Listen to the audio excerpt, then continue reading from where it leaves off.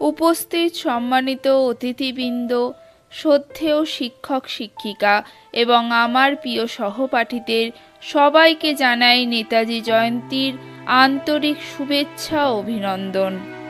আজ 23শে জানুয়ারি সমস্ত ভারতবাসীর কাছে অত্যন্ত গর্বের দিন।